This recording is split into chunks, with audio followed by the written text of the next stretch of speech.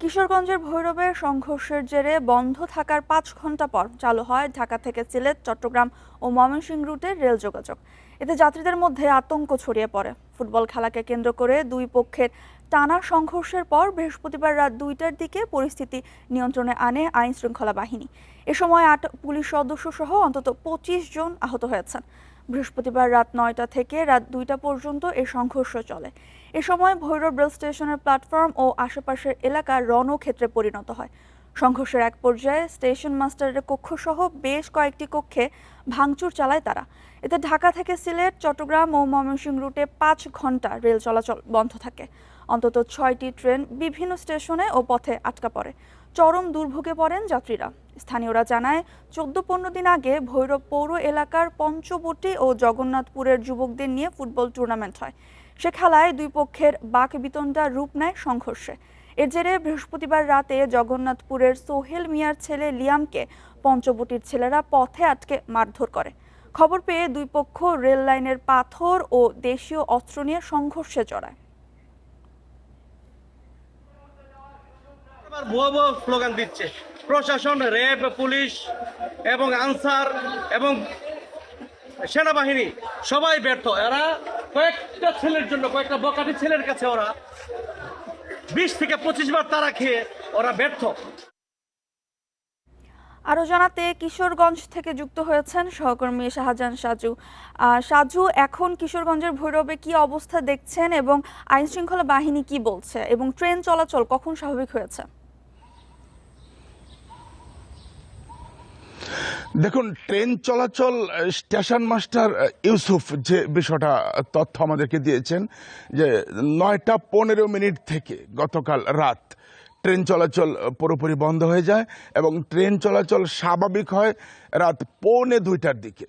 এবং আমি যদি আপনাকে বলি যে কিশোরগঞ্জগামী ঢাকা থেকে ছেড়ে আসা একটি আন্তনগর ট্রেন, সেটা ভৈরব স্টেশনের কিছু দূর আগে একটি ব্রিজের উপরে দাঁড়িয়েছিল এই ঘন্টার পর ঘন্টা, এবং দুই পাশে বিভিন্ন স্টেশনে প্রায় আরও ৫টা ট্রেন দাঁড়িয়েছিল।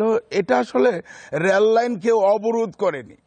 যে পঞ্চবটি এবং যে জগন্নাথপুর, এই এলাকা দুইটা স্টেশনের ঠিক পাশেই, তারা মূলত নিজেদের শক্তি জানান দেওয়ার জন্য যখন সংঘর্ষে জড়িয়েছে, ওই সংঘর্ষে জড়ানোর পরপরই তারা স্টেশনের যে প্ল্যাটফর্ম, এটা যেহেতু জংশন, এই পুরো প্ল্যাটফর্ম, এই ২-৩টা প্ল্যাটফর্ম সব দখলে নিয়ে নিয়েছে এই দুই পক্ষ।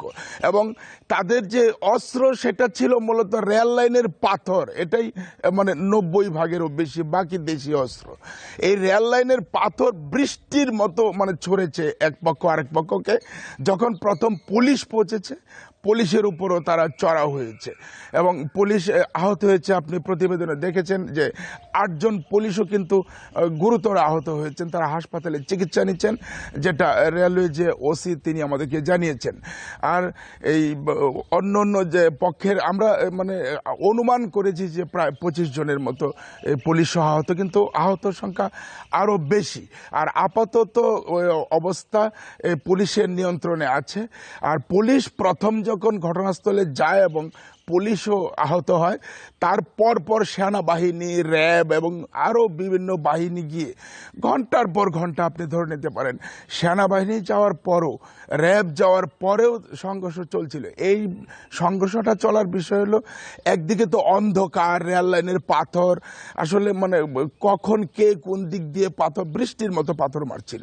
আইন শৃঙ্খলা বাহিনী খুব ব্যাগ পেতে হয়েছে এই তাদের সংঘর্ষ থামাতে। এই সংঘর্ষ থামাতে তাদের এই কয়েক ঘন্টা এই জন্যেই মূলত লেগেছে। আর এখন পরিস্থিতি স্বাভাবিক রয়েছে। হয়তো স্টেশনের মাস্টারের রুম এবং আরও কয়েকটি কক্ষ ভাঙচুরও করা হয়েছে। এটা কেন করা হলো, এটা আসলে কাউকে জিজ্ঞেস করা আমরা আসলে উত্তর পাইনি। কারণ দুই পক্ষ মারামারি হয়েছে, সরকারি জিনিসপত্র ভেঙেছে, প্রশাসনের উপর আক্রমণ করেছে। কে কার উপর পাথর মেরেছে এটা আসলে অন্ধকারে বোঝা খুব মুশকিল। এখন প্রশাসন এই বিষয়গুলি আসলে খতিয়ে দেখবেন, সেটা প্রশাসন আমাদেরকে জানিয়েছেন, পরবর্তী ব্যবস্থা নেবেন। এই ছিল আপাতত সবশেষ।